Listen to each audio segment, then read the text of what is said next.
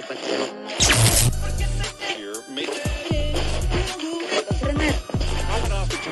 and gentlemen, boys and girls, children of all ages, welcome to Raw in Jericho! Hell yeah! Get some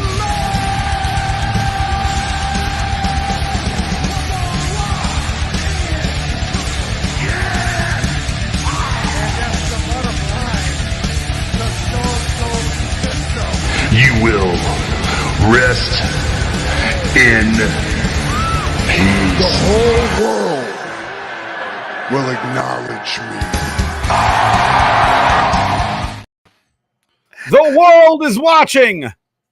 And we're live. How's it going, everybody? Happy Wednesday. Happy hump day. Hopefully everybody got their humps in today and you're having a good time. So Nick, how's it going? It's going, man. The only thing that sucks is I can't figure. Actually, I didn't turn my light on, but other than that, the only thing that sucks is I only got these little beers. Little short ones. Which means you can just have more of them.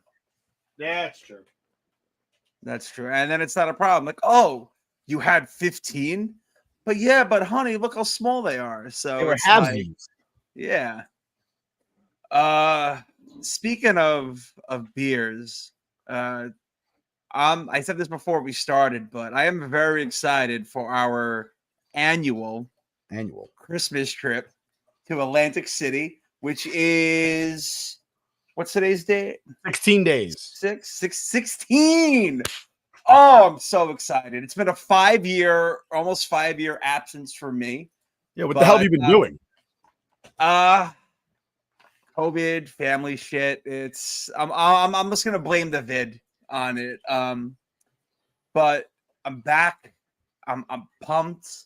You know, maybe we can film some content down there, but if you're watching, stay tuned, and you never know what you might see. We're more than just Rasslin. When it comes to our addiction, it goes to drinking, it goes to steaks, it goes to gambling. I'm not addicted to any of those things. I can quit whenever I want. I just don't want to. Well, yeah, that's the thing. Like these are the addictions that we don't need rehab for. No Amy Winehouse here. All right. No Jeff Hardy, 2 strikes. Next strike, you're out. We got our addictions under control. Did you see my shirt, by the way? I did not. Oh, you know what? For a hot second, I saw the Wu-Tang, and I'm like, that's not the Ric Flair Wu-Tang, because I know how you feel about Ric Flair. But it's the Macho Man Randy Savage, because the cream always rises to the top. Any Macho Man shirt is I've yet to see a Macho Man shirt that I don't like. Yeah. It is madness at its finest. It is. It definitely is. And speaking of madness, before we hop into Armageddon 1999, I just did you watch SmackDown this past Friday? I did not. I was actually at a wedding this past Friday. I had a really busy weekend. I had a wedding, an engagement party, and I worked. Jeez. Yeah. I worked both days, Saturday and Sunday. Then I put up my tree. Oh, do you do a real tree or do you do a fake tree? I do a fake tree now. Real trees, I'll tell you what, real trees are dangerous if you're a homeowner because there is a potential. It's not very high, but there is a potential for a bulb to go crazy and set that wood on fire. Yeah. Well, you got to moisturize your tree daily. Like when I would have the real trees, I would have the spray bottle. I would make sure there was constant water in it, do a little. So here's the question. You're spraying water on it while there are electric lights attached to it. Is that really the smartest thing to do at that moment? Well, what I do is with all the lights, Christmas lights, whether they're indoors or outdoors, if I'm connecting them together, I throw a little black electrical tape around to seal everything. And since 1996, it hasn't been a problem. But what the fuck happened in 1996? Well, that's when I started with the real trees. Oh, I was an artificial guy for a while, but then I got the real trees, and I thought you were gonna say, I know that 1996 we burnt down our first house. yeah, there have been 0 fires since 1996. But it's when you switched to the real trees, right? And okay, I sold out this year. We got an artificial one. I thought you were. I swear to God, 1996. I thought you were gonna break out a chipmunk fire of 79 story, where a chipmunk allegedly swallowed some fertilizer and fell into a vat of kerosene, turning itself into a little flying little Molotov cocktail, leveling the entire neighborhood west of Newton's hardware store. Well, there used to be 4 chipmunks, and I think that's what happened the last one. But yeah, I got the fake tree, and you know what? I'm liking it. It's up. You can put it up whenever you want. You can take it down whenever you want, and it's nice. But you know what I like about the fake tree is I don't have to string lights around it. The lights are built into mine. Oh, you got the pre-lit. Okay. Yep. That's the greatest thing in the world. I have so many Christmas lights that I get them pre-lit. It was just like, doesn't make sense. I just had so many sets. The purpose of having the rest of them. Yeah. Now, being in a mixed family, so is the menorah next to the Christmas tree? No, the menorah we have it in the kitchen. We have the menorah. There's like a nice little view of the public. No, it's by the front of the house. It's by the front of the house. Okay. That's where we decorate it. So the Christmas tree is in the back, away from the view of the public. Yeah. If you're looking like at the right area, you can see our tree. But kudos to Melissa for letting you even have a Christmas tree. Good for her. Yes, she runs a tight ship, but I'm happy that I'm able to celebrate Christmas. But what we celebrated on Friday. Before we get into SmackDown, let me just play our SmackDown intro real quick. The Rock is going to do to you exactly what he does best, and that's lay the SmackDown on your candy ass. And I got, the Brahma Bull representing SmackDown, and I'll be honest, SmackDown was Friday, today's Wednesday. The only thing I really remember about SmackDown that was notable, there was Randy Orton came back at Survivor Series, and he's a free agent, meaning he isn't assigned to a brand as of yet. So both GMs were like, "Oh, Randy, we want you, we need you." Adam Pearce for Raw said, "Randy, if you sign, you get the winner of the Seth Rollins Jey Uso match. You get a world title shot." And then Nick Aldis on SmackDown said he could give Randy the Bloodline. Bloodline comes out. They attack Orton. Orton obviously RKO's, whoever he needs to, and signs at SmackDown. So I feel like it's only a matter of time before Orton gets fed to Roman, and it's probably going to be at the Rumble. And, I feel like that's not a match that's needed with Roman having the title. I don't know. It's, Randy came back. I just don't want to see Randy lose. Right, you know what? Here's my deal, right? We watched Armageddon today, actually. Yeah. And the main event did not involve a title match, because when you are a true stud, you don't need the belt. And Roman Reigns needs the belt because he is not a stud at all. He can't wrestle. His wrestling style is not all that interesting. He's got a good physique. But for me, he's like the ultimate warrior. It's like, all right, you got your 4 moves, your 5 moves, or whatever it is. And that's it. That's it. I mean, his claim to fame is being related to The Rock, because they're not really related. But, their grandfathers were friends. All Samoans are related when it comes to although technically speaking, The Rock's grandfather is not really genetically his grandfather because The Rock's mother was adopted by his grandfather. So even if High Chief Peter Maivia were blood related to the Wild Samoans or whatever their grandfather's name is, he still wouldn't be related to them because his mother is adopted. That's fair. I just unloaded a bunch of stuff you didn't even know about. Yeah, I wasn't expecting a 23andMe on The Rock and how he's not related to the Yeah. NLIs. But you know what though? Oh, listen. But also, who was the champion for Armageddon '99? Big Show, And who did he wrestle at that event? Boss Man. Oh, like, come on. You think you would have a title match like that right now, where it's That storyline was better than the Bloodline. Oh, I'm telling you right now. When was the last time you saw a 7-foot man ride a casket through a graveyard? that was the highlight of that story. What's the problem with that? That's amazing. I can't think of any highlights for the Bloodline. A lot of lowlights. I can't think of any highlights.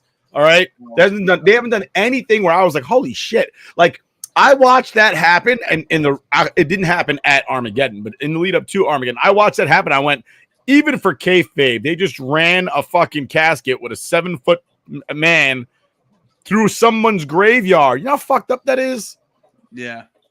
That's fucked up. People died there. Like, what the fuck? That's for sure fucked up, but the Bloodline's been carrying WWE for the past 3 years. That story, WWE, and their main competitor is that's right, AEW. I wouldn't basically, if you're a wrestling fan, if you're a wrestling fan, your options right now are WWE or almost nothing. I think for more of the casual fan, yeah. Because there's so much more happening now. Like even for the diehard, even when I was really neck deep into wrestling, I never gave a shit what was happening on the indie circuit because it's so hard to keep up. It is, especially back then. Back then, during WWF and WCW. Well, were you a WCW guy? Did you watch WCW? I watched the first hour of WCW when they switched to the 3-hour format. Yeah. And then I switched to WWF. Like, I never really I watched Thunder too. Ooh. I know. But you know what? In retrospect, I'm looking at WCW. Those guys, the big names, never wrestled. They were Roman Reigns. I think it's more like the problem now, I wouldn't even say right now, but the problem ever since WCW folded was that there's just too much. There's too much talent. There's too many people to showcase. There's too many wrestlers. I would still say there's not enough talent. Here's the thing though, like WCW, hold on. The fall of WCW was that they had 2 shows and they had to fill every slot on those 2 shows, and they didn't have enough characters. They had talent. Everybody can wrestle for the most part. If you're on the roster, you can wrestle. Even the luchadors, they can wrestle. Even WCW, the luchadors could wrestle. They didn't have characters.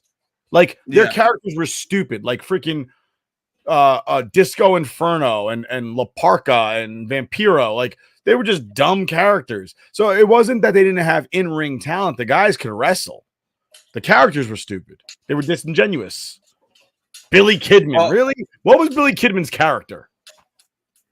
That he was married to Tori Wilson. That was in WWF. What was his character in WCW? Well, no, he was with Tori. Wasn't he with Tori Wilson in WCW too? I don't know. I don't think so. He was. I mean, listen, I like Billy Kidman in WCW. That shooting star press was dope, but he never really had a. That was his character. His character was he did a shooting star press. Well, like when I say talent, I mean like wrestlers. Like there's too many. They just have too many wrestlers on the roster, and I agree. Not enough time.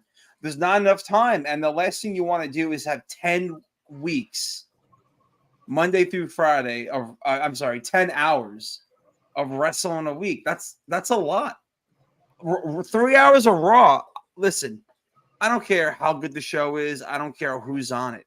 even maybe if you went back to the Attitude Era and you put it right now, 3 hours, it's just a lot. There's too many. Well, Nash said that the other day. Yeah, he's and he's right. People shit on Nash that he's like burying talent, burying young people. Like he tore his quad making this tweet, but he's right. He's right. absolutely right. You know, and people that say that are mad that he's right. It's That's 3 hours of Monday Night Raw. It's too much. It's too much. Everyone's overexposed, and that's why I like that Roman isn't there all the time. The champion doesn't need to be there. You're not supposed to. The champion is the guy that carries the show. How can you carry the show if you're never there? That makes no sense. He doesn't need to carry the show. That's why. Especially now with Orton on the show. The entire premise of wrestling is that everyone's trying to get the belt. The belt that he holds and is never on the show and never defends. That's ridiculous. That's ridiculous. The whole premise of the show, it would be like the whole premise of Ninja Turtles is they're going to fight the Shredder and stop the Shredder from taking over the world, but they never fight the Shredder, and he's never on the show. Well, then I guess that's not the premise of the show. The belt is the golden ring at the end of the story. The belt is Excalibur. Imagine King Arthur with no Excalibur. Right. No. Okay, listen, it's... Imagine Monty Python with no Holy Grail. Just never gets there. It's different, though. Imagine Harry Potter didn't have a wand. No, I understand what you're saying, and I see the points that you're making, but as someone who's watched the Bloodline and watched the storyline form, watched Roman come back, he came back after leukemia, and then there was COVID, so we had to step away. I feel like that's the reason that people aren't fucking destroying him right now. Is they're like, oh, well, he had leukemia. He's doing all right. I feel like the character of Roman, the big dog, after he left the Shield, he was still wearing Shield gear. He still had Shield music. And like it was just that's what he was associated with. It's almost like he couldn't get over on his own. He was they were pushing him down everybody's throat. It was like the Cena effect. They're still pushing him down everybody's throat, except for the fact that he's never on the show, but he gets to hold the most prestigious title despite not working at all. Right, but then once he gets beat, the guy who beats him is made for the rest of his career. The guy that beats him is going to have to wrestle for the next every single day for the rest of the year because he won't get over on being The Rock's cousin like Roman did. So we're going to go through this guy never wrestling, never defending his championship to the next guy defending every day. Different tiers of superstar. I think Roman's up here. I you know what he is in popularity, in ability, and what he's brought to the table as a wrestler. He's on the fucking bottom. I think maybe you haven't watched enough of Roman. I've watched every match that he's been a part of for the most part. At least I've watched every championship defense he's had in the last 3 years. So you're right. I haven't seen a lot of Roman. Yeah, because he's only defended his belt maybe 7 times in the last 3 years. It's fucking pathetic. Right, but it makes it mean more.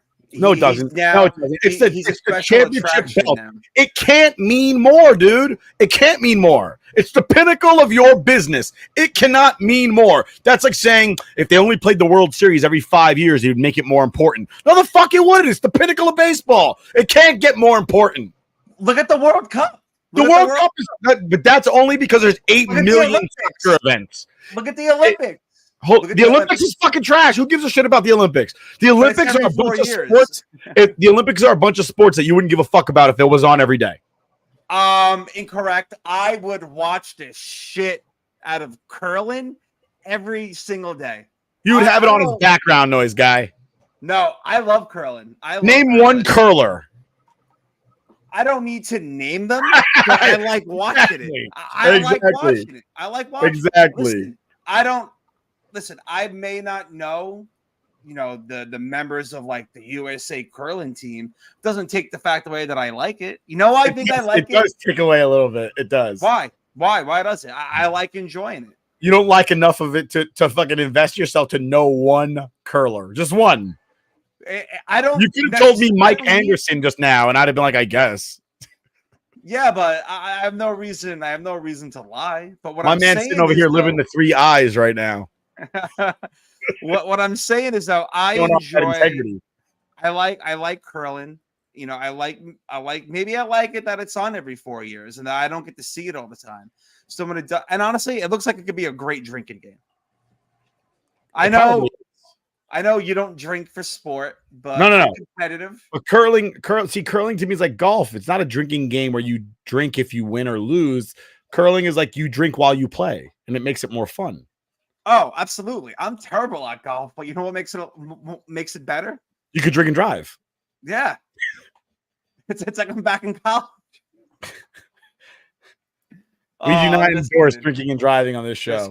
Just kidding. I know this is Matt is mad against drunk drivers. I am.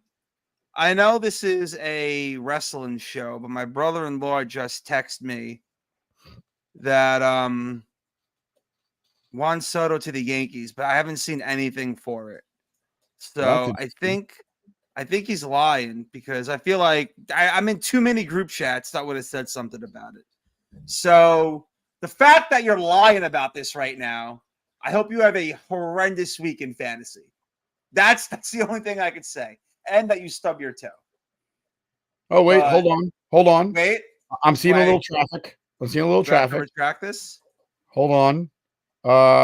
I saw something from Bowden, but I don't know if Bowden's a real person. Let's see this. Jim Bowden, MOB analyst and insider, CBS Sports. The deal is in fact Soto and Grisham for King, Brito, Thorpe, Higashioka, and Vasquez, as reported earlier by Jack Curry and Joel Sherman, and this deal will be finalized shortly. All right, we'll see. But this is a wrestling show. I don't want to talk about that because I don't want to bring up Verdugo. Fuck Verdugo. Yeah, I hate Verdugo more than I hate Roman. At least Roman's a good guy. Right. Yeah. And Roman is a good person outside of his chosen profession. I just think that in his chosen profession, if his last name wasn't Anoa'i, he wouldn't be where he is right now. And I don't like people who ride the coattails of their more established and distinguished relatives. I hate that crap. That's why I don't like Eli Manning. Okay. But here's the thing, though. Eli Manning. See, here's the thing, though. If the door opens up because of your last name, by all means, walk through it. But you need to work 10 times harder than everybody else to show why you deserve it. And I don't feel like that's Roman because he ain't working at all. You're telling me he ain't working. I just watched a premium live event the other day, and he wasn't there. He ain't working. He ain't working. He was needed because I had to watch a 45-minute popcorn match to start the freaking event. Two War Game matches, Randy Orton coming back, and CM Punk coming back. You're telling me Roman Reigns was needed on this pay-per-view? The fact that CM Punk, who has unimpressive overall, at least Roman has a half-decent physique. He's got beautiful eyes. The fact that CM Punk, who's like 50 years old, can trump the WWE champion, nobody sees a problem with this? CM Punk's not fucking Steve Austin, and he ain't The Rock. Okay. Trying to think of a great way. All right. The only thing I could come up with, because I use this with my wife, is that Punk coming back to The Bachelor, I'm going to be very upset. No, what? No, she doesn't even watch that. Punk coming back to the WWE is like if NSYNC reunited and went on tour again. Yes, but I hear what you're saying. What happened? I hear what you're saying. But the Roman Reigns is supposed to be fucking Michael Jackson. But this would be like, say the Beatles were still around, and the Beatles were like out and popular. If the Beatles performed at a concert with other bands and other performers, and NSYNC came out as a surprise reunite, I guarantee you the pop would be bigger for NSYNC because it's something you weren't sure you would ever see again. Only because people who are fans of the Beatles are mostly dead at this point. No, I'm not talking. You know what I mean. You know what I. You know what. Listen, I was looking forward to Stone Cold Steve Austin performing at WrestleMania more than I gave a shit about what match Roman Reigns was going to cheat in. Right, because you never thought you would see that again. So it's one of two things, Matthew. Either Roman Reigns doesn't fucking matter, okay? That's one possibility, or he doesn't matter enough to beat an old man who shouldn't be fucking wrestling. I disagree. I think I see where you're coming from with it, but you can't have it both ways. He can't be super important and yet not important enough to beat the guy who hasn't wrestled in 10 years. No, it can be. Roman as the champion for 1,100 plus days. You've seen it for 1,100 plus days. For 3 straight years, you knew Roman was the champion. I knew I would never see that belt change hands except for like maybe, especially during COVID, when they had pictures of people in the seats. I knew that belt wasn't changing hands. I knew it. Right. And then what's going to happen when it does change hands and you're not expecting it? What's going to happen? Nothing. I'm just going to be like, oh, wow. Thank God this fucking guy doesn't have a fucking belt anymore. Maybe somebody will defend it from time to time. You're going to pop. You're going to be, wow, finally. I am not. I'm going to be like, thank God. I'm over. But I'm not going to go crazy. I'm just going to be like, good. I was fucking over that shit already. Right. But the thing is, with CM Punk is that you never, ever thought you were going to see it again. He shit on the company for 10 straight years. Listen, with CM Punk, I was glad to see him go, and I was not happy to see him back. You were. But I'm not a mark that sees him as the mark that made it, because that's who he is. He's the mark that made it. When I see stuff that I didn't expect to happen, whether it's in a TV show, a movie. You know what? Hold on. Let's talk about stuff I didn't expect to happen, okay? And what it meant back in 1999 versus what it means in 2023. Stuff I didn't expect to happen in 2023. 50-year-old wrestler comes back after getting his ass beat in UFC. All right? Stuff I didn't expect first. He went to AEW first. Stuff I didn't expect to happen in 1999. 25-year-old chick pulls her titties out at Armageddon. You tell me what was a better generation. You tell me. I am happy to have lived through the 90s. Because while I think it's incredible for the women, how they've progressed and how they're viewed within wrestling, let me just get this out first. Go ahead. How I'm happy that, especially with seeing some of them wrestle today, it brings more to the table and it brings in a different demographic to the show. I couldn't give a fuck less about demographic to the show. But I've never turned away from a good pair of titties. And seeing the cat, this is the only thing this pay-per-view is memorable for. This is the only. No, that's not true. That's not true. What? Fucking Stephanie turning heel. Okay. This is the second thing that this pay-per-view is known for. I had to look up the card. I'll be honest.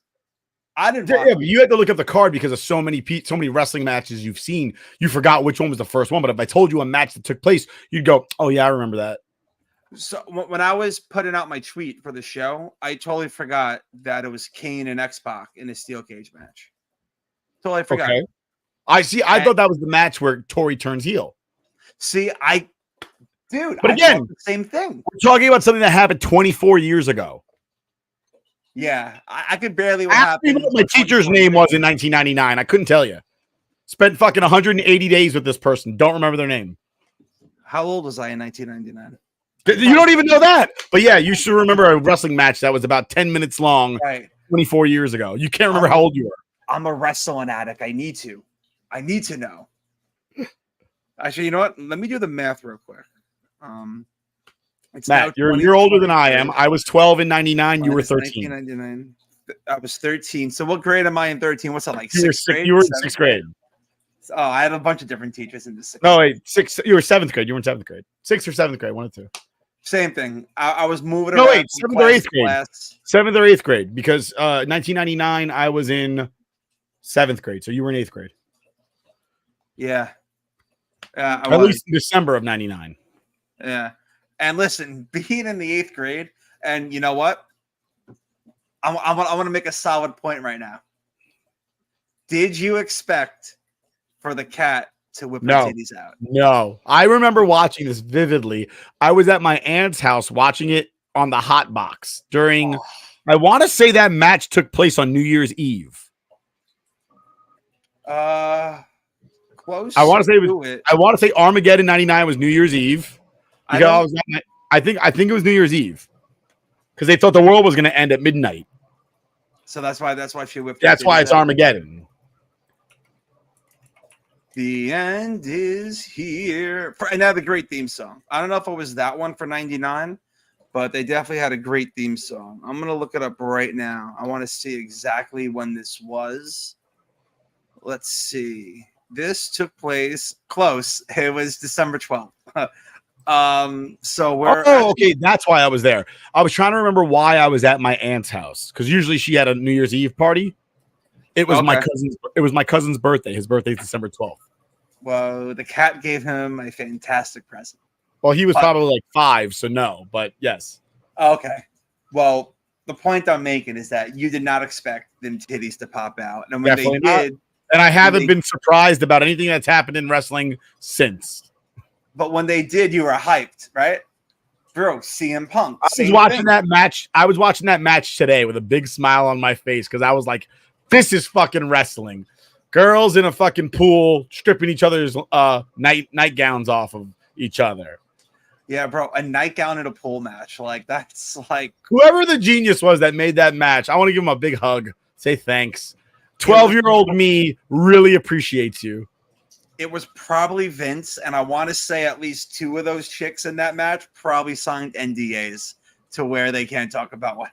Well, I'll tell you this right now. I don't think it was Vince. I think it was Jerry the King. He was the best. Only reason is he kept saying during the match, whoever came up with this idea is a genius. I could see that, Ben. I could see that. But the quick point I'm making, then we'll stop talking about him. And his wife at the time was in the match, so I could see that was him creating that match to give her a little push. Right, and then he'll be like, "Show your titties," so everyone that sees them knows that they're mine. Ha ha ha! Ha, puppies. But the point I'm making is, you didn't expect that to happen. She whipped out her titties. You got hyped. Same thing with Punk. I know it's not the same, but it's more of the unexpected. I guarantee. I'm telling you right now, he'll out. In 20 years, you'll watch replays of what happened, and you'll just be like, "Oh, cool." Because I watched replays of Armageddon today, and I was just like, "This is great. I love it." And Peacock. I forgot about BB. Oh, BB, Barbara Bush, or Big Boobs, BB. That Ivory. That's a Vince thing. Ivory. Low key. Ivory, low key. I think Ivory called her big boobs. She might have. It was either or her Bird Brain or something like that. The King.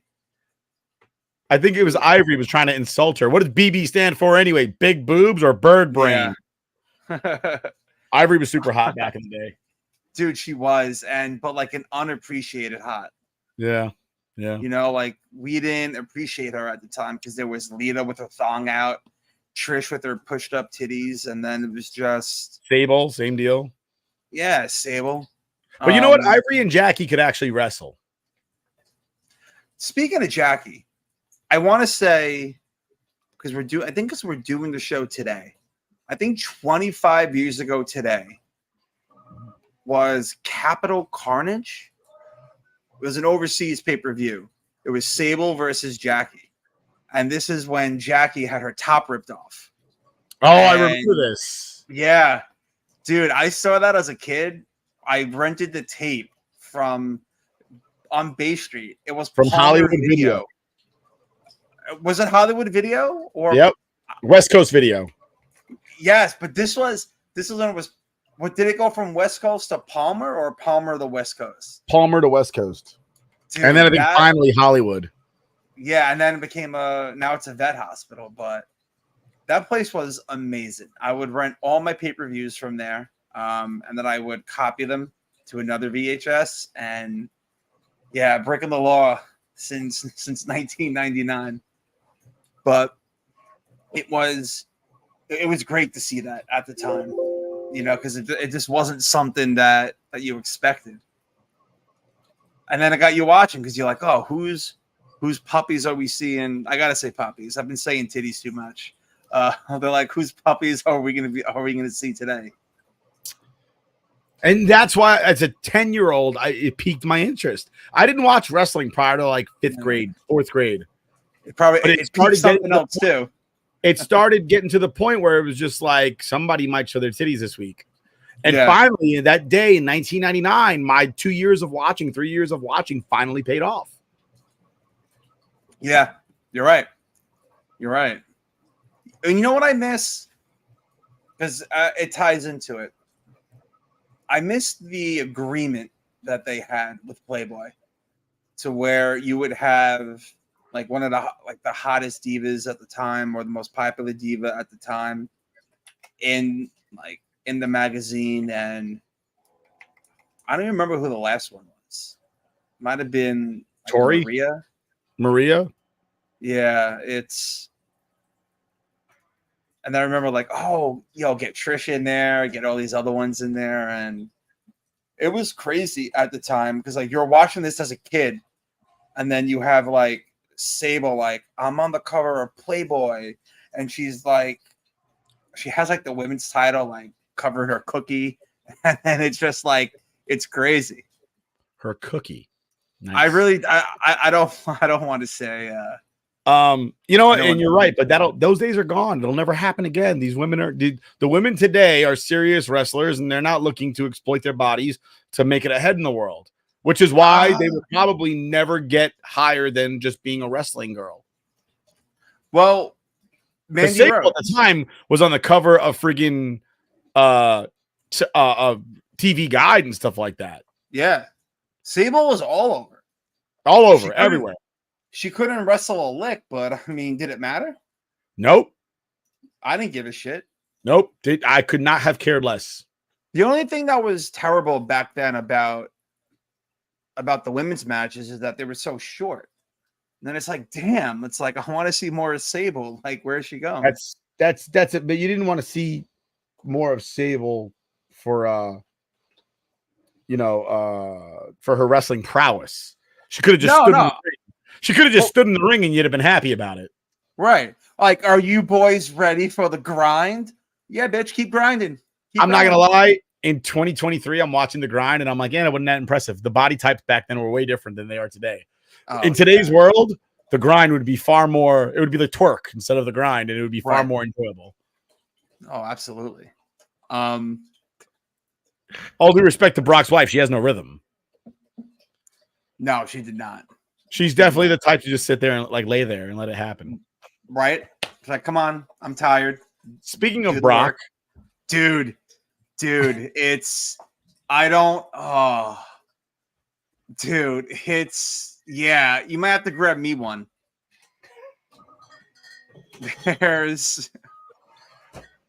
There's no way that's not a guy. No, I don't want to say that. That's fucked up. Because Brock, you're gonna get your ass beat. Brock's gonna find you. I am. He's gonna like ring my doorbell and like F5 me. That is like, I wouldn't. That's one tough looking chick. That is not someone I want to see in an evening gown pool match. Not in the slightest. Bro, she's gonna come to the WWE and like start beating up dudes. That's possible. She'll be the next China. God. R.I.P. China. China. Talk about China. China had a big match with Chris Jericho. Yeah. Let's go down the card. Let's do it. The card really, it was We had Al Snow with head.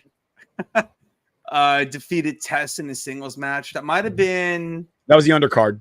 Yeah, that was That the was the Heat. undercard. That was the Sunday Heat. Heat. Oh, and real quick, Sunday Night Heat.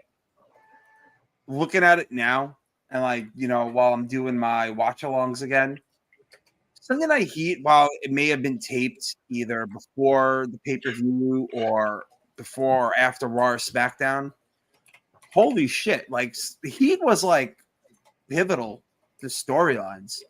They had King of the Ring matches on Heat. They named WrestleMania matches on Heat. You had Triple H defend the WWE title on Heat. I feel like Heat might have been like house shows that they taped and just put on TV. They're like, we're on MTV, we're on USA, no one's really watching. Just put whatever else on there, and we'll make it work. You know what though? You didn't have 2 million wrestlers on the. Everybody that wrestled had a story, and I don't feel like that's what you get now. Like I watch NXT, and like two groups have stories that actually matter, and that's about it. Like every time I see Chad Gabriel, Chad Gable, I think to myself, why does this guy have a fucking job? Like I'm sure he wrestles fine, but like his entire gimmick, shoosh.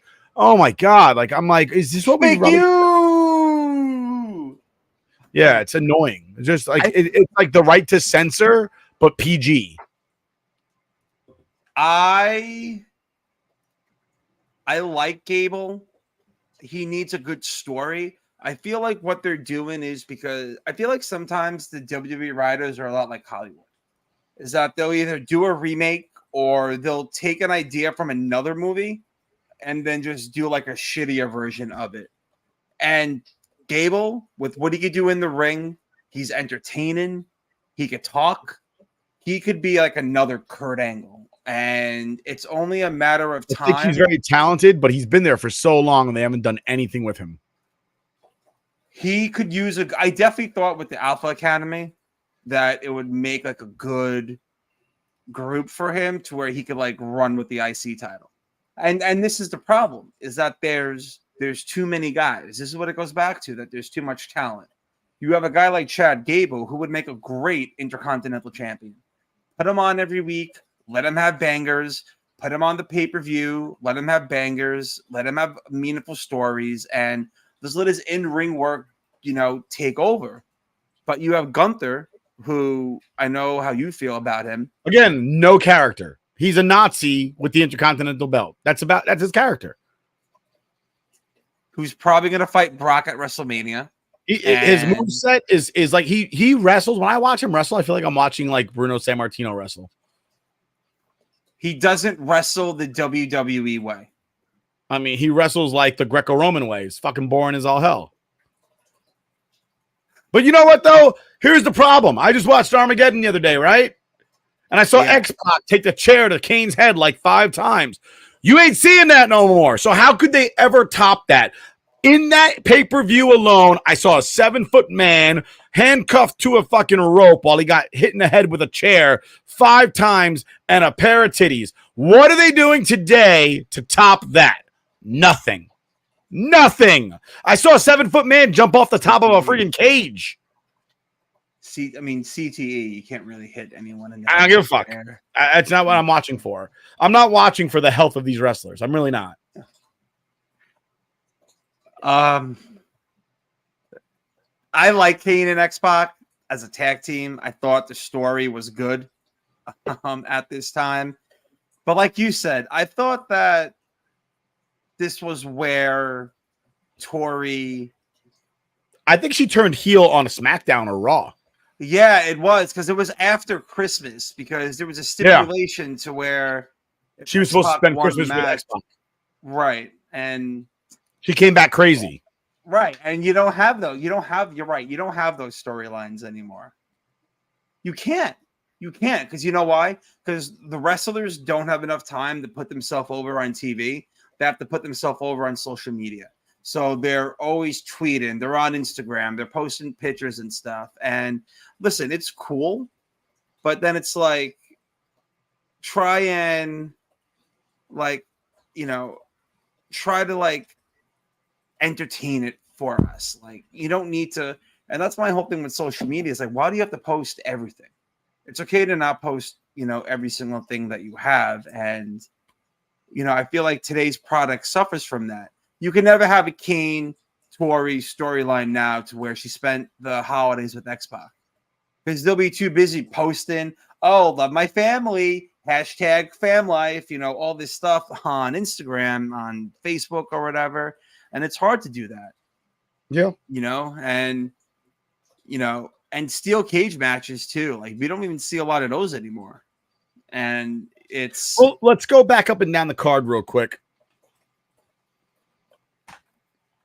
All right. We started with a battle royal to determine the number one contenders for the WWF Tag Team Championships.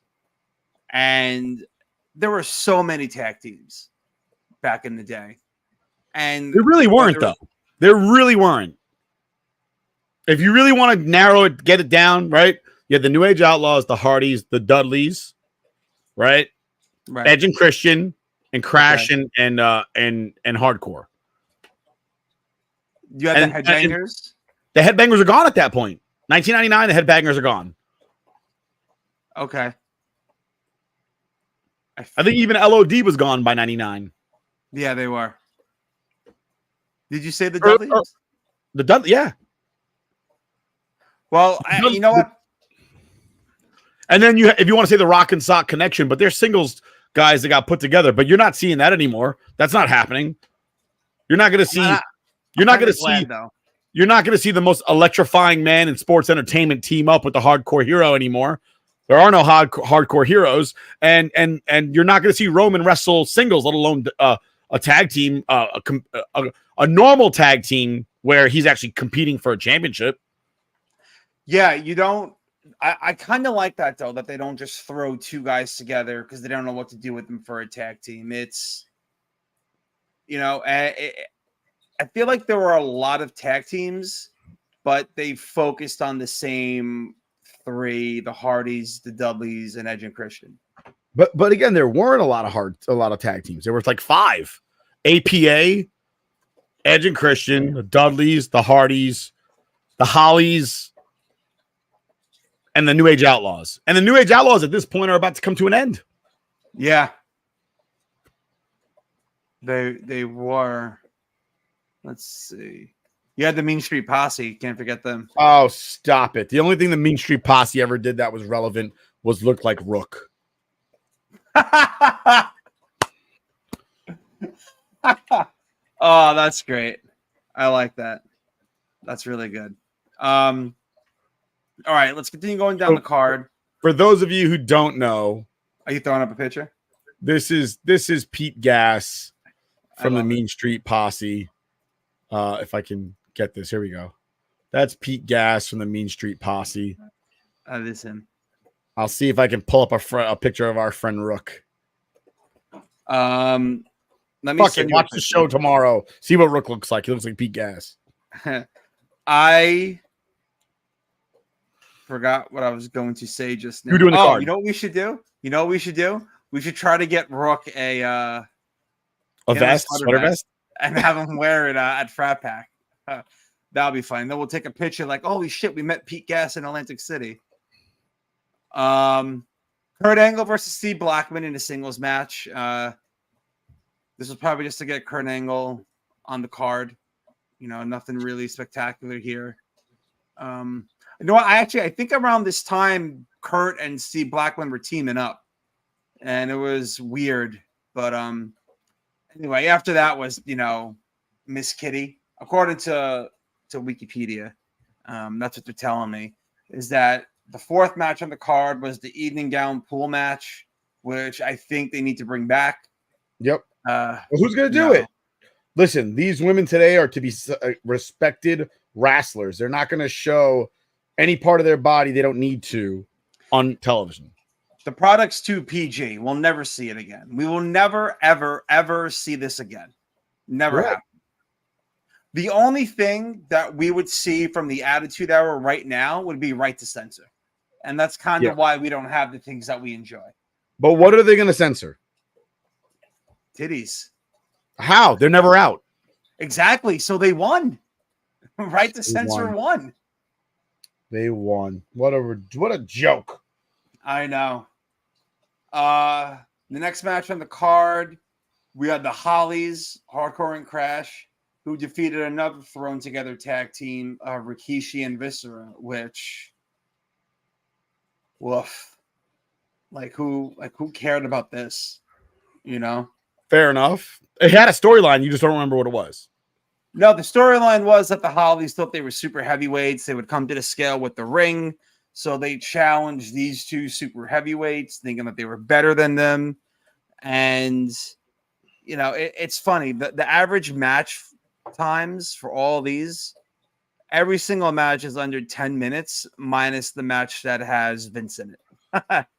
You know, I'm sorry. And then the tag match. So that's how it was during the Attitude Era. You know, and I think maybe that's why it was so much more enjoyable that, you know, we didn't have to worry about sitting there for 4 hours, like WrestleMania, 6 hours, and 2 nights of 6 hours, 2/3 of which you don't really give a fuck about. Get to the match I want to see. Right. And I don't think anyone wanted to see Val Venus defeat the British Bulldog and deal. Actually, if you watch that match, that was a good match. There's a lot of good wrestling in there, a lot of back and forth. I thought the ending was a little sloppy, but everything else looked really good. Except for British Bulldog and those damn blue jeans. Yeah, Bulldog, who was, you know, such a big part of the Hart Foundation. And then to come back, win the hardcore title, go for the European title, associate with the Mean Street Posse. It was almost just like didn't make sense why he was back. He wasn't even in like a good role, you know? Getting dogged by Triple H. It just, I didn't get it, you know? And then we had that steel cage match, X-Pac and Kane. Kane beat X-Pac 9 minutes flat. And then we had something that China as the Intercontinental Champion. How did you feel about that? So that whole thing happened because of Jeff Jarrett, right? That was a Jeff Jarrett situation. I think the month before. Yeah, and then Jarrett left and Jericho took over where Jarrett left off. I didn't hate. I at the time I was probably really upset about it because I was a little kid and like having a girl beat a boy when you're 12 years old is like heresy. Yeah. But as an adult, I'm actually, you know, it was a good push as best as China could wrestle. And she wasn't the best wrestler in the world. But she was, she paved the way for a lot of these girls to wrestle today. Yeah. Beth Phoenix, had she not gotten that push, some of these larger women probably don't get a chance to wrestle. Like I saw some girl last night body slam Boogs. Boogs, what's his name? Not Boogs. Otis. Okay. On NXT, somebody body slammed Otis last night in a mixed tag. I didn't watch NXT. But Dancing with the Stars 3-hour finale. I don't know why you would say that on this show right now. Because I have no shame. I have no shame. Apparently not. I have no shame. I'm just letting you know it's never too late. I was spending some quality time with my sick wife watching Dancing with the Stars. You're gonna throw stones? She could have, yeah, absolutely. I'm not gonna change my mind because you guilt me. How long have we known each other? How long have we known each other? Do you think I would honestly change my mind because you've guilted me? No, and I'm not even sure why I even gave you more ammunition to do that. But that doesn't matter what I was watching last night. What matters is that Jericho defeated China by submission, made that bitch tap to be the new Intercontinental Champion. And then Jericho would go on to win and bring respectability back to the Intercontinental Championship, as Jericho said in his post-match interview, which China comes by Jericho's ready to fight. She sticks her hand out and says, "You were the better wrestler today." And he looked at her like, "What is she playing at? Why would she do such a thing?" It was, you know what? They had a good little thing going for a little while. China was like wrestling with the boys, but at the same time, like kind of like flirting with the boys. She was with Mark Henry for a second. Then she had like this weird thing with Jericho. Weren't they co-intercontinental champion for a little bit? Yeah, That was weird. it was. Just to appease her. I think maybe was it around this time? They were co-champions and they did this to. It might have been. But the match after that involves the most electrifying man in all of entertainment, The Rock. It was a Rock and Sock connection versus arguably the best tag team in all of wrestling, the New Age Outlaws. You know what? I don't think they get enough respect. Oh, you didn't know? They don't get enough respect. I don't think they get enough respect at all because, you know, it's. Oh, you didn't know? Your ass better call somebody.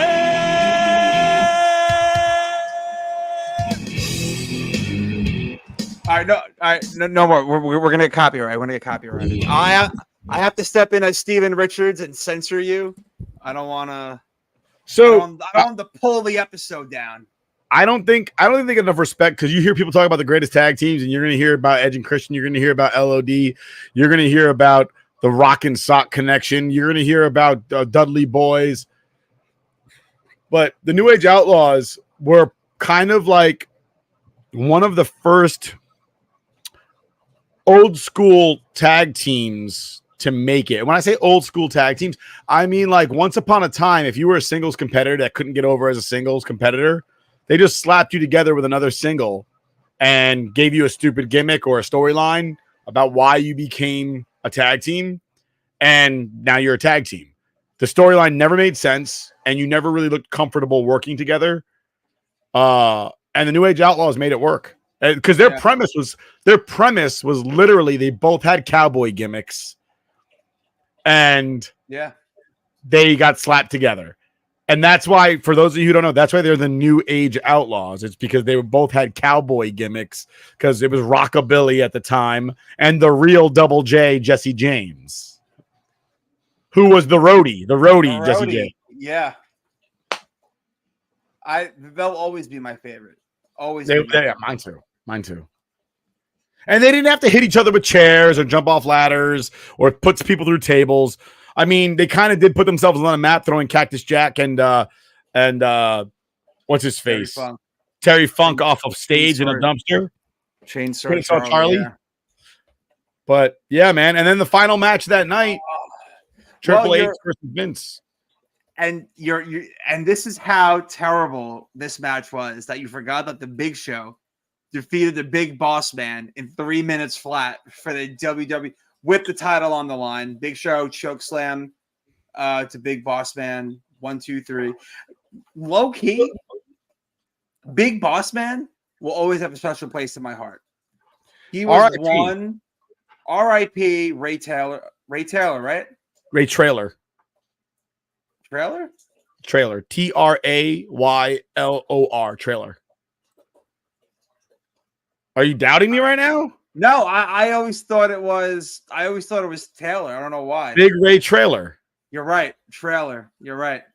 And you call yourself an addict. The wrong kind, I guess. Maybe I need some rehab. The very first wrestling toy I had was a Big Boss Man. So in the blue corrections gear. Great toy. I gotta find that. Set you off forever. Yeah, right. That match was whatever. And then, like what you were saying, the main event, where we got the $1 billion princess in a way. Stephanie McMahon turned heel, which was shocking at the time. And it's cool because I'm, doing my marathon and shit and watching her evolve from this innocent daddy's little girl who got kidnapped by Midian, thrown into the boiler room, during the whole Ministry of Darkness saga. Then she turns out to be this vicious bitch who's like slapping people and just taking charge, taking control. I think it's great. I think it was awesome. The McMahon Helmsley regime, faction, as Edge and Christian would say. It really not only propelled Stephanie, but I think it took Triple H to the next level too. Yeah. It absolutely did. And you know what? We could talk about that again next week. We're running out of time here. Yeah. What we're going to do for the month of December is we're going to go and review some older Armageddons, some other December pay-per-views that might have,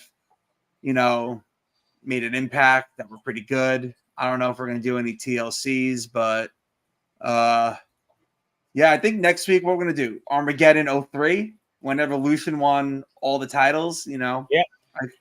I think that's going to be fun. Yeah. All right. Well, Armageddon 99, the Attitude Era. And you know what? Real quick before we go, I miss pay-per-view names like this. I miss names like Armageddon, No Mercy, Fully Loaded, Unforgiven. Now In Your House. Right. And there's going to be no more physical media going forward for WWE at the end of this year.